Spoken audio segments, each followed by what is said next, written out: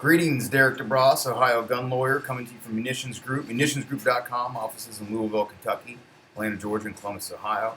Today's questions, jump right into it, is a really interesting one we dealt with quite a bit. It states, will I be able to buy guns after I complete my deferred adjudication of probation?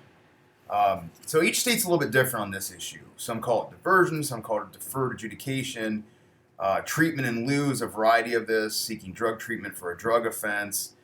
There's all kinds of creative ways that courts have sought to encourage settlement in criminal cases. So generally, what is a deferred adjudication? It means you're not technically convicted of anything. It's deferred. You plead guilty, but it's not necessarily accepted right away, or sentencing is delayed, meaning you have about a year on typical average to complete some sort of community service, drug rehabilitation, what have you. Once you do that successfully, you come back to court and everything is essentially dismissed. There is no conviction. So as far as federal law is concerned, as long as there's not a conviction, there's generally not an issue. State law, it depends on the state's law. In Ohio, as long as there's not a conviction, there's not an issue. However, if you're under indictment, while the indictment is pending, you may be disabled. Can't be a fugitive from justice either, so make sure you're complying with whatever is required of you.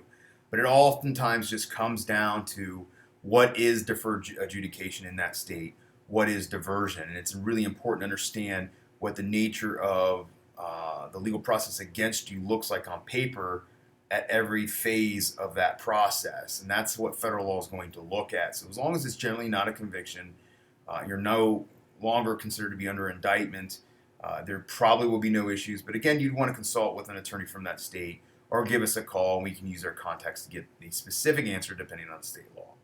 Well, I hope that answered our viewers' question. As always, drop comments in the comment section below, and as always, be safe and carry on.